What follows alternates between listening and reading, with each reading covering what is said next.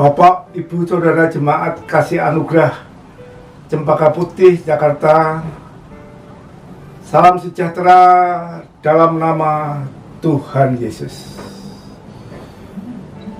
Mari dari kediaman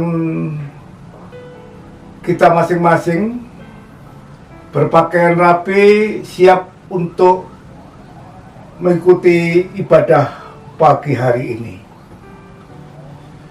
Dan pagi ini kita akan mendengarkan kesaksian pujian yang akan dibawakan oleh Krismadala Sega.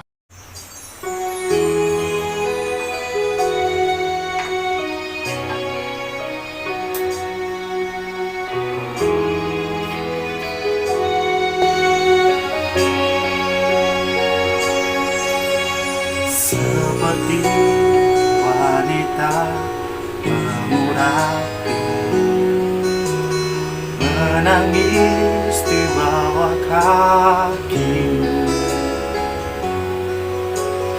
demikian hidupku mau mengasihimu. Yesus, Engkau baik bagiku sampai akhir. Ku menutup mata, ku tetap setia menanti janjimu, sampai ku dapatkan mahkota kehidupanku. Ku tetap setia untuk melayanimu.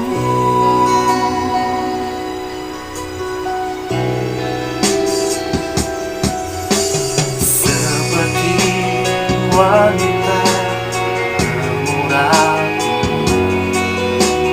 menangis di bawah kakimu, demikian hidupku mau mengasihimu. Yesus, Engkau baik bagiku sampai akhir. Ku menutup mata, ku tetap setia menanti janjimu, sampai ku dapatkan mahkota kehidupanku. Ku tetap setia untuk melayanimu sampai akhir. Menutup mata, ku tetap setia menanti janjimu, sampai ku dapatkan mahkota kehidupanku. Ku tetap setia untuk melayanimu, setia untuk melayanimu.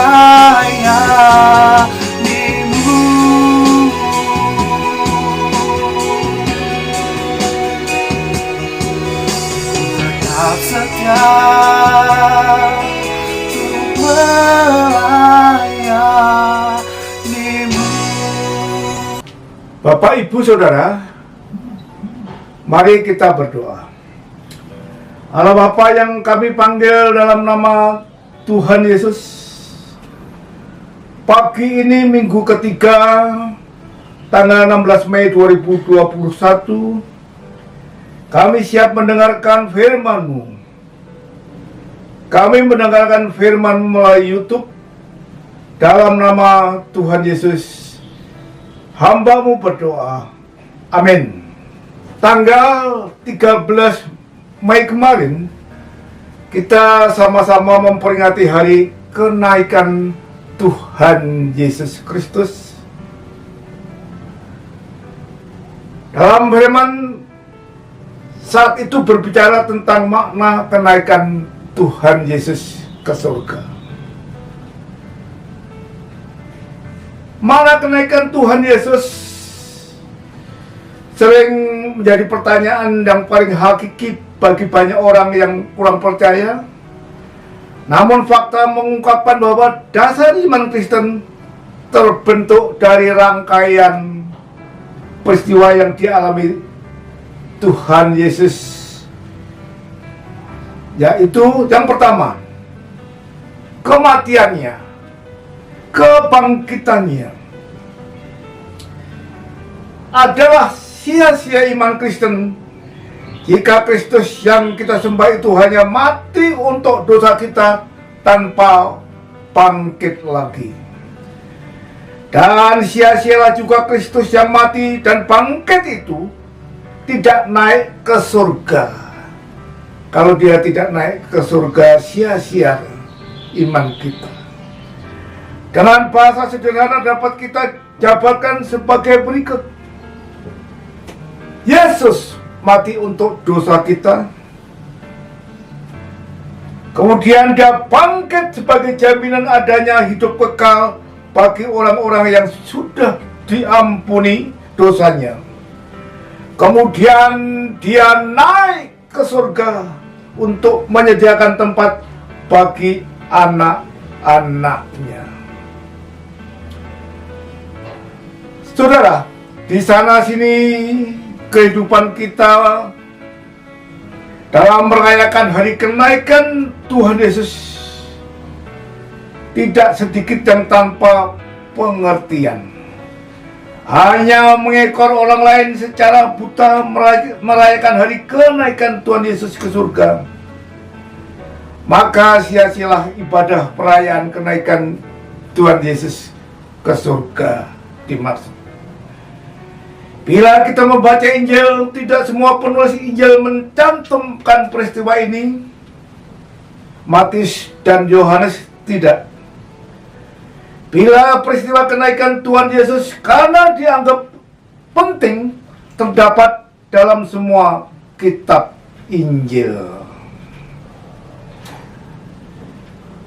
Pagi hari ini kita akan membaca di dalam Kisah Para Rasul ayat 1-4, namun hanya saya bacakan ayat 2 dan 3 yang berbunyi, sampai pada hari ia terangkat, sebelum itu ia telah memberi perintahnya oleh Roh Kudus kepada rasul-rasul yang dipilihnya. Ayat 4, kepada mereka ia menunjukkan dirinya setelah penderitaannya selesai, dan dengan banyak tanda yang membuktikan bahwa ia hidup. Sebab selama 40 hari ia berulang-ulang menampakkan diri dan berbicara kepada mereka tentang kerajaan Allah. Setelah kebangkitannya, ia menampakkan kepada murid-muridnya selama 40 hari. Angka ini tidak cuma untuk para penggemar lotre buntut, tidak pula cuma penting bagi para akuntan dan ahli statistik. Ia acap kali mempunyai makna yang melebihi fungsi aslinya. Fungsi aslinya memang cuma untuk menunjukkan jumlah, tapi fungsi-fungsi lain tidak kurang banyaknya. Sebab itu, misalnya orang berbicara tentang angka sial atau angka mujur, atau membayar lebih mahal agar memperoleh angka baik untuk nomor mobilnya atau motornya. Saudara, dari satu budaya ke budaya lainnya pasti ada angka-angka tertentu yang dipercayai mempunyai makna simbolis yang lebih besar daripada angka-angka lainnya. Namun, bagi masyarakat Israel kuno, angka itu adalah 40. Ishak bin Abraham konon menikah pada umur 40 tahun. Riwayat Musa, seorang nabi nomor Rohet, lebih menarik lagi. Setelah dipungut dari air, ia hidup di istana Firaun selama 40 tahun lamanya. Lalu ia melarikan diri ke Median dan beranak pinak di sana 40 tahun lamanya. Akhirnya memimpin umat Israel melewati padang gurun sampai kematiannya 40 tahun lamanya. Alkitab ditulis dari Musa, Daud, Salomo, Yesaya, Yeremia, Daniel, Yeskia, sampai nabi-nabi kecil Maleaki, Matius, Markus, Lukas, Yohanes, Rasul Paulus, Petrus, dan lain-lain sebanyak 40 penulis. Ada lagi. Sebelum Yesus mulai bekerja, ia berpuasa di padang gurun. Saudara ingat berapa hari? 40 hari, 40 malam. Yang ingin dikemukakan kali ini juga mempunyai sangkut paut dengan angka 40, yaitu kurun waktu yang menurut Karl Barth merupakan peristiwa yang amat penting. Kalau tidak penting, kalau tidak paling menentukan dalam sejarah keselamatan umat manusia. Yang dimaksudkan adalah kurun waktu 40 hari setelah Paskah. Ketika setelah kebangkitannya Yesus menjumpai seorang pribadi, kami ulangi. Ketika setelah kebangkitannya Yesus menjumpai secara pribadi semua murid-muridnya, setelah itu ia naik ke surga. Saudara, mengapa ia begitu menentukan bagi kita? Pertama, selama 40 hari itu Yesus menampakkan diri secara pribadi kepada murid-muridnya. Artinya Yesus tidak cuma bangkit lalu selesai, titik. Sebab bila begitu, maka Paskah hanya akan sekedar merupakan suatu titik peristiwa sejarah yang terjadi, dicatat, mungkin diingat, lalu lewat tanpa dampak dan makna apa-apa. Tidak. Setelah bangkit, Yesus menjumpai murid-muridnya, supaya dengan perjumpaan itu terjadi suatu perubahan radikal dalam kehidupan mereka. Dengan perjumpaan itu, Paskah lalu menjadi suatu kuasa yang dialami secara pribadi, mengubah seluruh sikap hidup murid secara seluruh dan secara hakiki. Kedua, 40 hari itu adalah suatu masa transisi atau masa peralihan yang amat fundamental sifatnya. Setelah kemenangannya atas dosa dan maut, Yesus memang telah menyelesaikan tugasnya secara tuntas.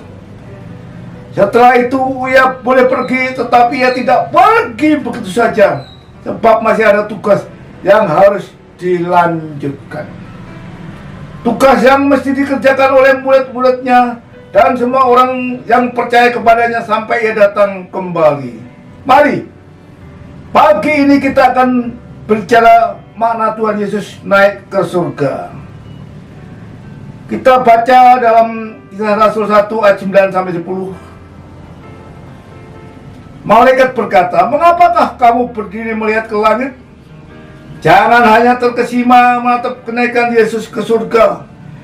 Yang penting sekarang adalah bagaimana kita harus mempersiapkan diri menyambut kedatangannya kembali." Kalimat ini pasti sangat beralasan, sebab banyak orang Kristen yang sebenarnya tidak mempersiapkan diri untuk menerima kedatangannya kembali. Dalam Yohanes 14 ayat 1 sampai 2 berbunyi, Yesus berkata, "Aku pergi menyediakan tempat bagimu." Ya, kelengkapannya Bapak Ibu Saudara bisa baca di kediaman masing-masing. Saudara, Dia menyediakan tempat bagi kehidupan kita. Dia menyediakan rumah atau perumahan atau papan adalah kebutuhan primer manusia. Jadi perumahan atau papan adalah kebutuhan primer manusia. Saudara, Bukan saja di dunia sementara ini kita membutuhkan tempat tinggal. Setelah roh meninggalkan tubuh ini, kita pun sangat membutuhkan tempat tinggal.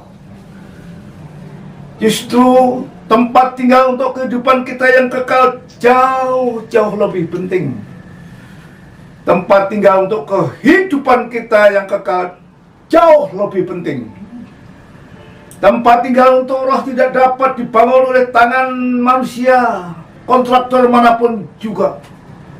Hanya tangan Allah yang mampu membangunnya. Manusia tidak dapat memperolehnya sekalipun memiliki banyak harta, kecuali yang memiliki rumah kekal itu berkenan menganugerahkannya.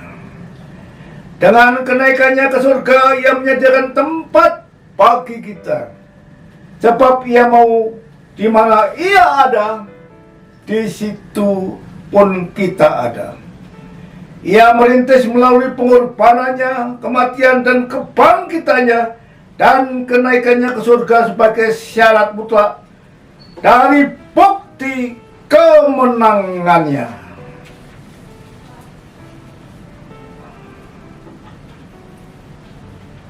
Ia akan kembali dalam kemuliaannya, di mana ada tempat yang dijanjikannya itu. Dunia ini bukan rumah kita. Di dalam dunia ini kita hanya menumpang saja. Saudara, dengan demikian makna kematian bukanlah momok yang menakutkan, melainkan jembatan emas untuk memasuki kehidupan bahagia sempurna bersama Tuhan. Inilah pengharapan yang paling membahagiakan. Ini bukanlah janji kosong, tetapi kenyataan yang akan dialami oleh setiap orang percaya yang telah bertobat dan lahir baru. Dan dalam hal ini kita dipanggil untuk mempersiapkan diri. Mari, dalam 2 kali ibadah tentang kenaikan Tuhan Yesus ke surga, kita mempersiapkan diri supaya kehidupan kita suatu saat berada di tempat yang disediakan oleh Bapa di surga. Amin. Bapak, Ibu, Saudara yang kami kasih dalam nama Tuhan Yesus, mari kita berdoa.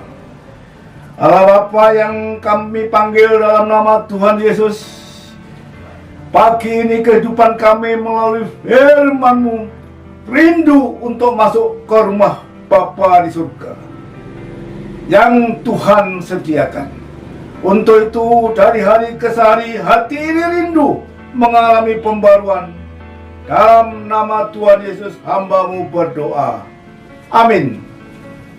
Saudara-saudara yang kami kasihi dalam nama Tuhan Yesus, pada pagi hari ini terimalah berkat dan anugerah daripada Allah Bapa, kasih sayang dari Tuhan Yesus Kristus, dan dalam persekutuan Roh Kudus menyertai saudara hari ini sampai Maranatha. Tuhan Yesus memberkati. Amin.